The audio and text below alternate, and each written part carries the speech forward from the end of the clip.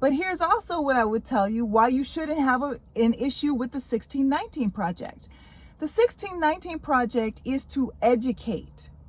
It is not to shame anyone. It is to not make anyone feel bad or feel uncomfortable. It is basically for education, because with education comes compassion, comes empathy. It provides an ability for your child, your student, to, for a moment, as they are learning that history, to hypothetically walk in another's shoes, if you will. That's what the 1619 Project would do. Now, if that information, factual information about our history in America makes your child feel uncomfortable, guess what?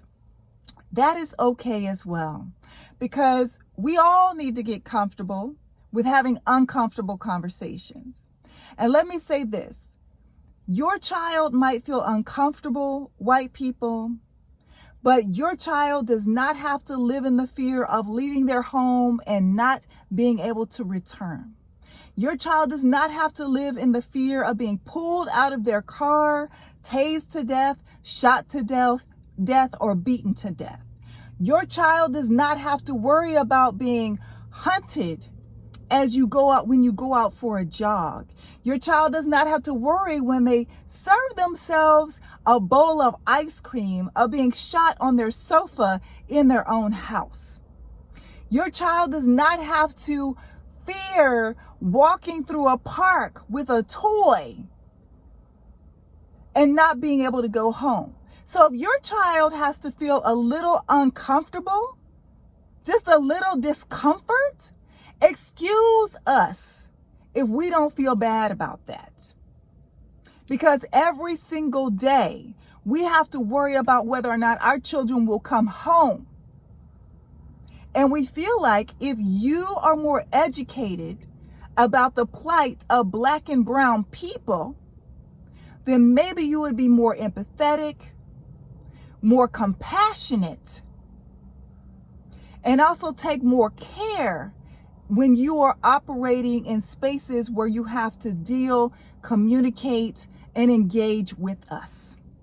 That is the purpose of the 1619 Project. That is the purpose of critical race theory as well. But again, let's not conflate the two.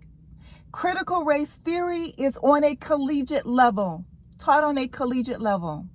1619 Project can be disseminated in different bits and parts for K through 12 curriculum. And there's a way to go about doing that. Your child understands bullying, right? Your child understands what it means to be treated differently just because of maybe the clothing that you're wearing. Or maybe the length of your hair isn't like all the other girls in your class. Or maybe you're taller than all the other kids in your class. There's a lot of reasons that children can understand why one might be treated differently than another. So I think they will be okay with understanding why certain children are treated differently because of the color of their skin. And the sooner they get that lesson, the better for all of us.